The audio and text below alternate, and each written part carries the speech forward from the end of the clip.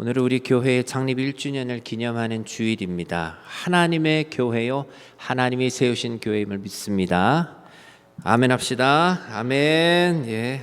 여러분, 교회가 존재하는 이유가 무엇일까요? 단순히 사람들이 모이는 것이 아니라 복음 위에 세워진 공동체입니다. 그래서 하나님 한 분만을 예배하며 하나님 한 분만을 영화롭게 하기 위해서입니다. 어린 시절 부모님과 함께 지하철 1호선을 타고 수요 예배를 드리고 집에 돌아오는데 지하철 국철이죠. 1호선은 차창 밖으로 동네의 수많은 빨간 불빛의 십자가를 보게 되었습니다. 참 교회가 많았습니다. 제가 어머니에게 여쭈었습니다. 왜 이렇게 교회가 많습니까? 왜 이렇게 십자가가 많습니까? 온통 십자가입니다. 그 너무 많은 게 조금 불만인 것 마냥 어린 제가 물었던 기억이 나요. 그때 어머니가 이렇게 대답하셨던 말이 기억이 납니다. 술집 하나 더 생기는 것보다 교회 하나가 더 생기는 게 낫지 않겠냐. 듣고 보니 그런 것 같았습니다. 요즘은 빨간 십자가를 이렇게 잘 볼 수 없습니다. 십자가 첨탑을 세우는 일도 많이 없는 것 같아요. 계속 동네에서 항의한대요. 불빛이 너무 세다, 조명권을 해친다. 그래서 이제 점점 십자가를 달지도 못하고 불을 밝히지도 못하는 그런 많은 변화가 있었던 것 같습니다. 80년대, 90년대는 정말 건물 하나하나마다 상가마다 교회가 하나씩 있을 정도로 참 많았어요. 그렇게 하나님을 예배하고 하나님을 영화롭게 하고자 하는 수많은 교회들이 세워졌었습니다. 하나님 은혜로 1년 전에 우리 교회가 세워졌습니다. 모든 것 다 하나님의 은혜지요. 주님 다시 오실 때까지 교회는 세워질 것입니다. 오직 예수님 복음 위에 세워진 공동체로서 주님만을 섬기는 우리 교회 되기를 주의 이름으로 축복합니다.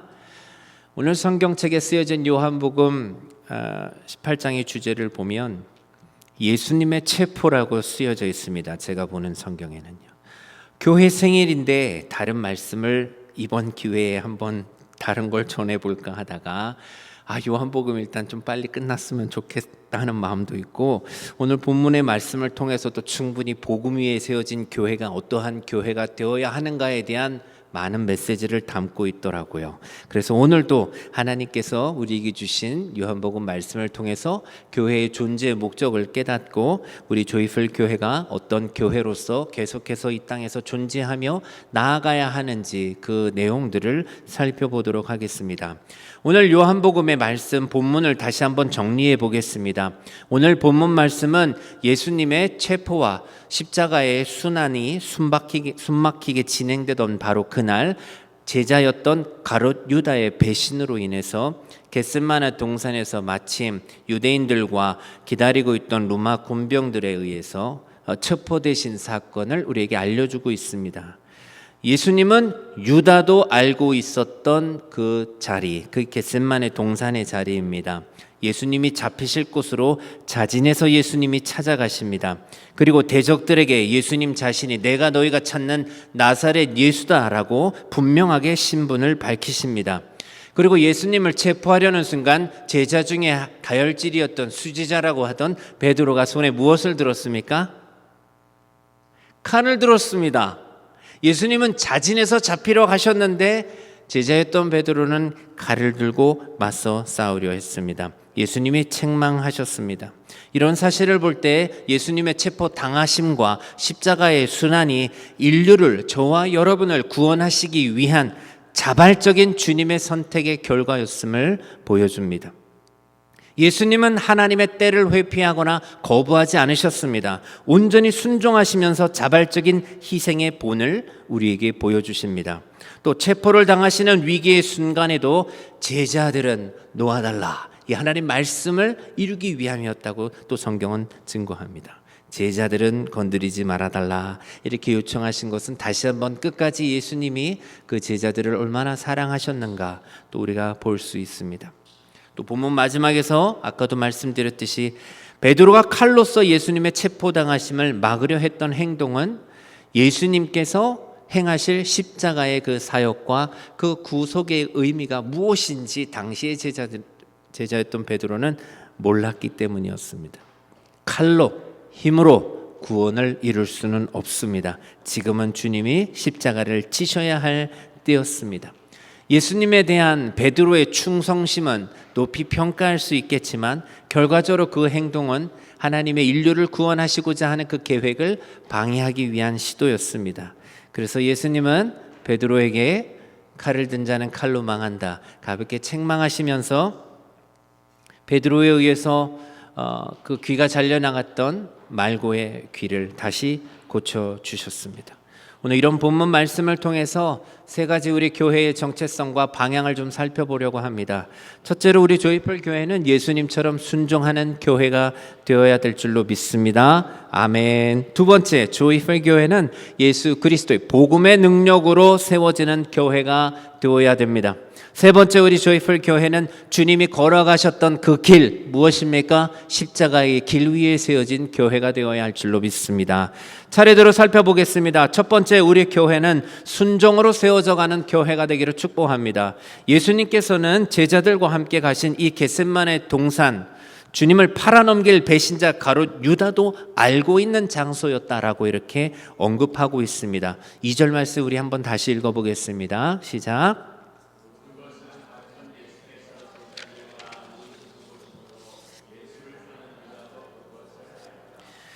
가룟 유다는 약 3년 동안 주님을 따라다녔습니다. 주님의 모든 것을 관찰했던 제자입니다. 따라서 유다는 예수님께서 마지막 만찬을 끝내고 어디로 가실 만한 장소가 있는지 어렵지 않게 생각해낼 수 있었을 것입니다. 그럼 예수님께서는 왜 이런 사정을 다 아시면서도 굳이 대적하는 자에게 노출되셨는가 하는 겁니다.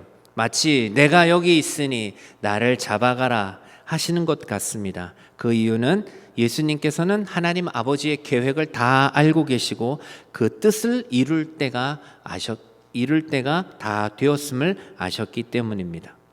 하나님의 뜻을 아시는 분이 그걸 다 무시하고 피하여 숨으셨다면 성경의 예언은 성취되지 못했을 것입니다. 예수님은 언제나 자신의 생각보다 아버지의 뜻을 더 먼저 더 귀하게 여기셨습니다. 그래서 하나님의 뜻에 온전히 순종하셨습니다. 나의 원대로 마시고 아버지의 원대로 하옵소서. 이것이 예수님의 한결같은 태도였습니다. 그래서 예수님은 잡히시는 순간까지 하나님의 뜻에 철저히 순종하셨습니다. 그래서 여러분, 교회의 기초는 사람의 힘이나 사람의 판단이 아니라 하나님의 뜻에 대한 순종이 되어야 할 줄로 믿습니다. 우리가 배워야 할 삶의 방식이에요. 교회는 하나님의 뜻에 의해서, 순종에 의해서 세워져야 됩니다. 그런데 이때 수제자였던 베드로가 갑자기 무엇을 들고 나왔다고요? 칼을 들고 나왔습니다. 이것은 베드로 한 사람의 뜻이었지 예수님의 뜻도 아니었고 하나님의 뜻도 아니었습니다. 그래서 주님은 너 칼로 쓰다간 칼로 망할 수 있어, 베드로를 막으셨습니다. 교회는 자기 방어와 어려움이 있을 때 칼을 들고 대항하고 데모하는 그런 단체가 아닙니다.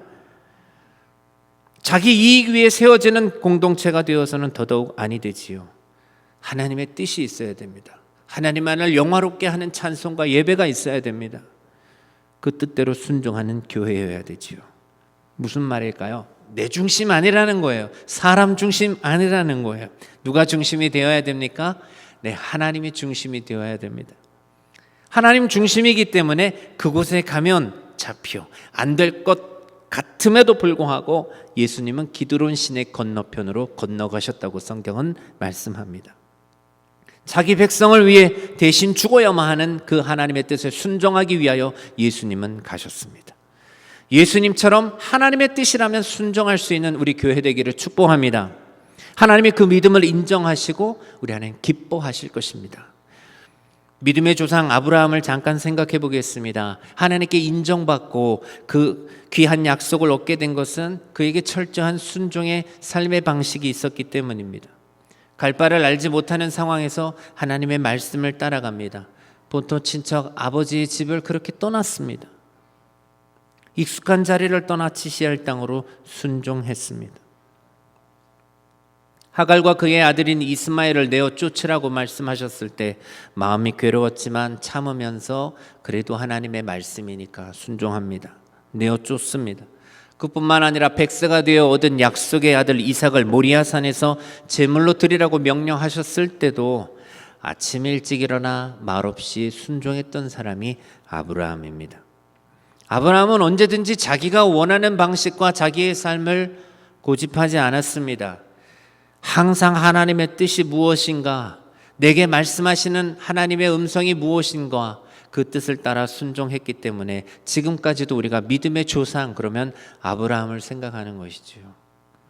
우리 교회의 믿음이 1년 되었습니다. 그 1년 된 믿음이 처음이나 오늘이나 10년이 지나도 하나님의 뜻이라면 언제든지 따를 수 있는 순종의 교회 되기를 주의 이름으로 축복합니다. 아멘 하신 분들을 통하여 우리 교회가 그렇게 될 줄로 믿습니다.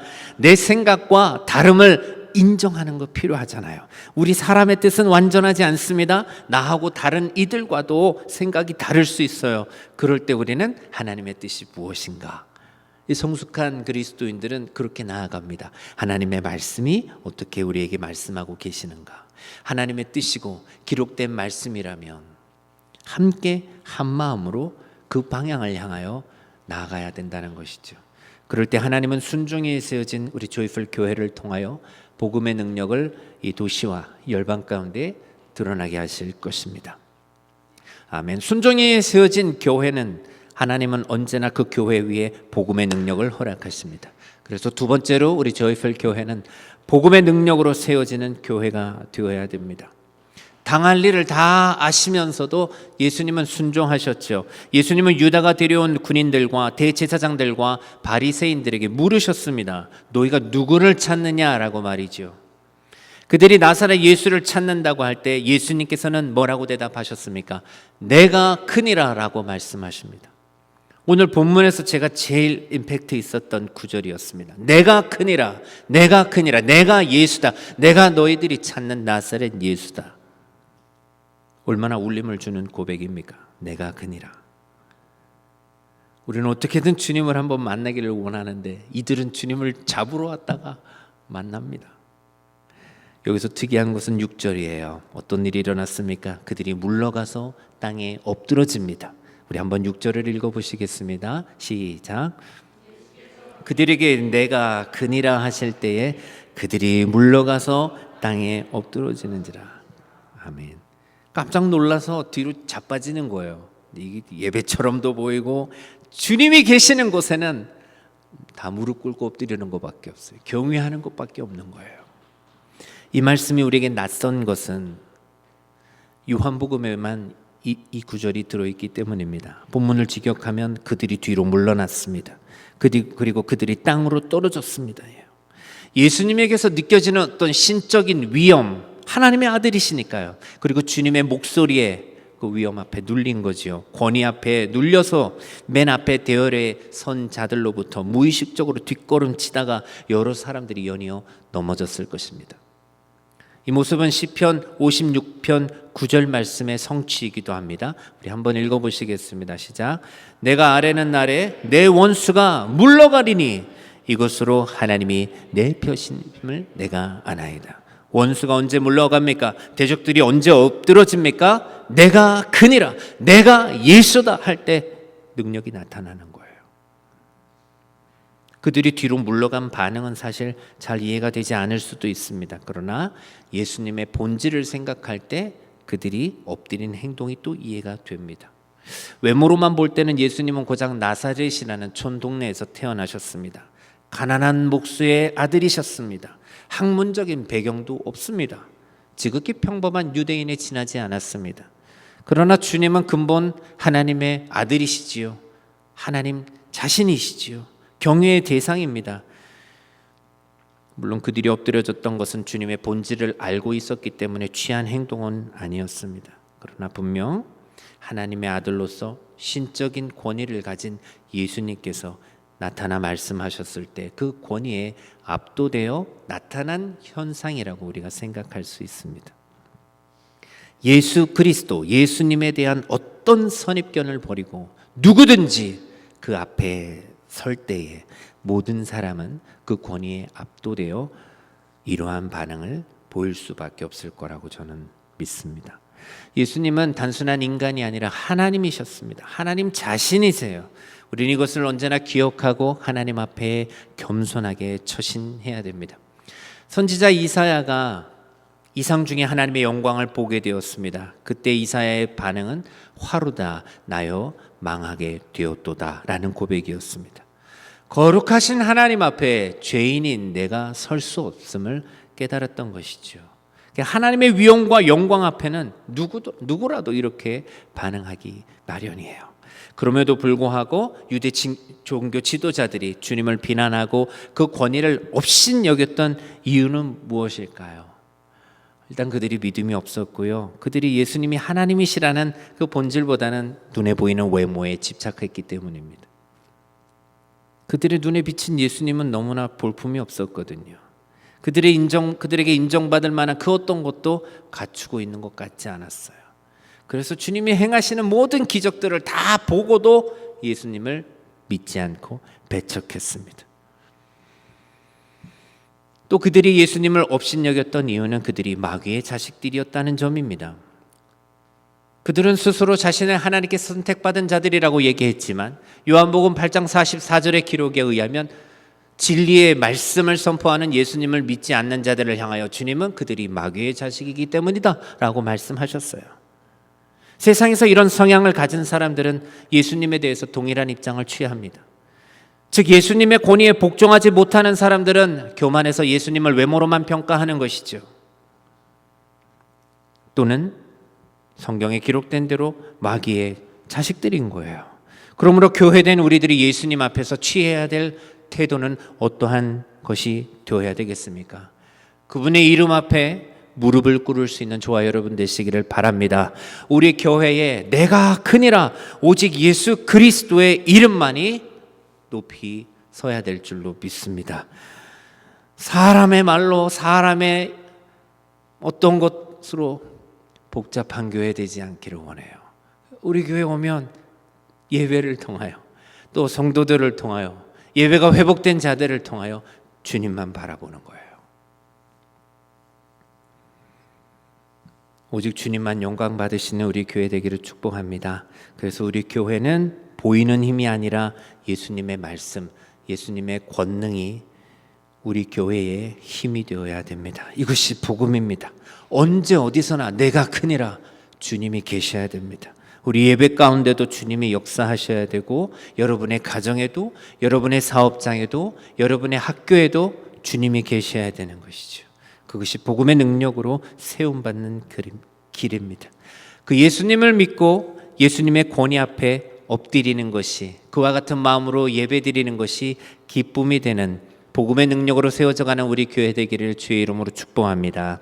마지막 세 번째는 우리 교회가 십자가의 길 위를 걸어가는 교회가 되어야 한다는 것입니다. 예수님을 잡으러 온 군중 앞에 베드로는 칼을 휘둘렀다고 말씀드렸습니다. 그래서 대제사장의 종 말고의 오른편 귀를 베었습니다. 수지자이긴 했지만 하나님의 뜻 아니었습니다. 이와 같은 행동은 복음과도 거리가 멀어 보입니다. 주님은 그 말고의 귀를 만져서 낫게 해주셨어요. 그리고 베드로에게 말씀하십니다. 11절 말씀입니다. 우리 함께 읽겠습니다. 시작. 베드로더러 이르시되 칼을 칼집에 꽂으라. 아버지께서 주신 잔을 내가 마시지 아니하겠느냐 하시니라. 아멘. 예수님의 권능은 칼의 힘이 아니었다는 것을 압니다. 복음의 능력은 어떻게 나타납니까? 하나님이 내게 주신 잔을 마시는 것입니다. 십자가의 길을 걸어가는 것이죠. 여기서 잔은 십자가에서 당할 고난과 죽음을 상징합니다.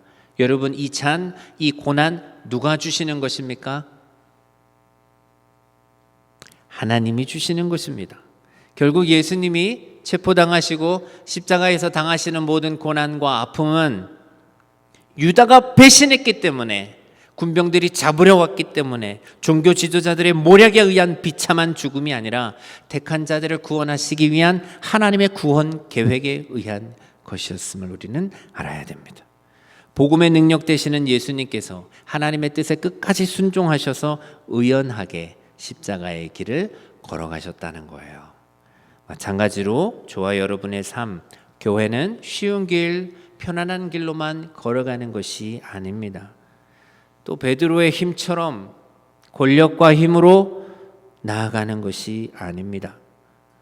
주님이 걸어가셨던 십자가의 길, 희생과 자기 내어줌의 길 위에서 우리 교회는 세워져야 할 줄로 믿습니다. 십자가의 길, 고난의 길에 대해 잠시 생각해 봅니다.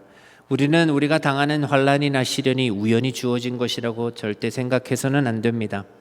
욥의 경우를 통해서도 알 수 있듯이 하나님이 다 알고 계십니다. 또 하나님이 허락하셨기 때문에 우리 가운데 임한 것이죠. 무슨 일이든지 우리에게 일어나는 모든 것들은 마귀가 의미대로 한 것도 아닙니다. 다 하나님이 알고 계시고 허락하신 것입니다. 그래서 이런 일을 당하게 될 때 우리는 하나님의 섭리를 생각하고 절대 입술로라도 원망하고 불평하지 말아야 됩니다. 우리를 사랑하시는, 나보다 나를 더 잘하시는 하나님께서 허락하신 일이라면 반드시 그 안에는 더 큰 하나님의 섭리와 이유가 있는 것이 분명합니다. 그래서 성경은 우리가 여러 가지 시험을 만나거든 온전히 기쁘게 여기라 이렇게 가르치고 있습니다. 일시적으로 고난과 환난, 어려움은 우리에게 고통을 주는 것은 맞지만 이것을 통해서 결국은 하나님이 주시는 더 큰 축복을 얻게 되기 때문입니다. 그래서 예수 믿는 사람들의 입술에서 버려야 될 단어들이 있습니다. 재수없다, 운이 없다, 너는 팔자를 그렇게 타고났다. 이런 말들은 불신자들이 하는 말입니다. 하나님을 믿는 성도들에게는 절대 어울리는 말이 아닙니다. 하나님이 우리에게 고난을 허락하셨다면 거기에는 반드시 선한 목적이 있음을 우리는 믿어야 됩니다. 그것이 십자가의 길을 오늘도 걸어가는 사람들의 특징입니다. 이 길을 믿음이 없으면 우리는 피하게 됩니다. 그러나 우리에게 살아있는 믿음이 있다면 우리는 피하지 않고 걸어갑니다. 여러분, 우리 교회는 1년을 이렇게 걸어왔다고 생각합니다. 힘들다고 하지 맙시다. 사람이 없다고 쉽게 포기하고 좌절하고 도전하지 못하고 잘 안 된다고 포기했다면, 평생을 음악을 했는데 찬양팀이 왜 하나도 없어 라고 저먼저 절망해버렸다면 나는 노래하지 않겠다, 나는 인도하지 않겠다 그랬다 그러면 오늘 이 아침에 그와 같은 생각을 갖고 있는 분들이 계시다면 우리는 이렇게 앉아있을 수 없었을 것입니다. 1년이라는 시간을 돌아볼 때 힘들어도 예배는 드렸습니다. 누가 뭐래도 예배는 드렸습니다. 어려워도 기도는 드렸습니다. 뭔가 잘못되었다 할지라도 그때 주님을 바라보기에 힘썼습니다. 그래서 고린도서 6장의 고백처럼 근심하는 자 같으나 항상 기뻐했고, 가난한 자 같으나 많은 사람을 부욕해 하고, 아무것도 없는 자 같으나 모든 것을 가진 자처럼 우리 교회는 행하였습니다. 고난의 길, 희생과 사랑이 없으면 이거 불가능한 것입니다. 우리는 십자가의 길을 걸어가는 것 두려워하지 말아야 됩니다. 주님이 걸어가신 그 길을 따라 걷는 사람만이 성도입니다. 그 사람이 제자입니다. 겟세마네 동산 그 자리까지 가는 사람이 믿음 있는 사람입니다. 그와 같은 삶을 살아가시기를 축복합니다. 오늘 말씀을 정리하겠습니다. 사랑하는 조이풀 성도 여러분, 우리 교회는 주님 주신 말씀대로 순종으로 세워져 가야 되는 교회가 되어야 함을 기억하시기를 바랍니다. 무엇에 대한 순종입니까?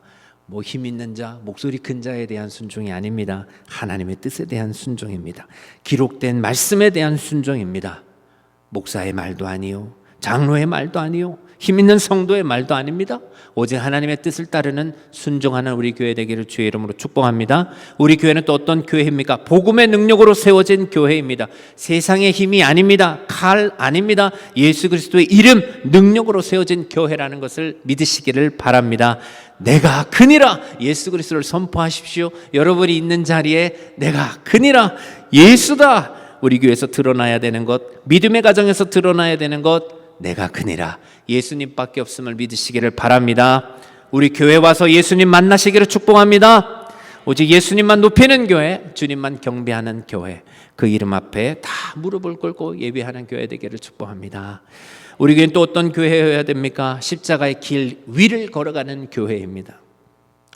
편리함만을 추구했다면 왜 개척을 하겠습니까? 그냥 다 돼 있는 교회 가서 신앙생활도 잘 할 수 있지만 여러분들은 십자가의 길 위를 걸어가는 자들입니다.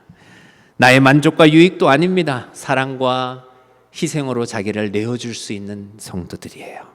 서로 득보려고 모인 여러분들이 아닙니다. 서로 덕을 세워줄 수 있는 저와 여러분의 삶이 되기를 주의 이름으로 축복합니다.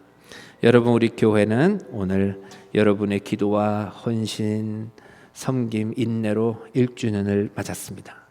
말씀을 통해서 다시 한번 우리의 정체성을 확인합니다. 이제 다시 이 말씀 위에 또 새로운 1년을 향하여 나아가는 우리 교회 되기를 축복합니다. 우리의 삶의 중심이 내가 아니라 또 다른 사람이 아니라 오직 예수님 되실 때 우리는 순종과 복음의 능력으로 십자가의 길 위를 걸어가고 있는 서로를 발견하게 될 것입니다. 영광스러운 그 믿음의 길을 계속해서 함께 걸어갈 수 있기를 주님의 이름으로 축복합니다. 아멘.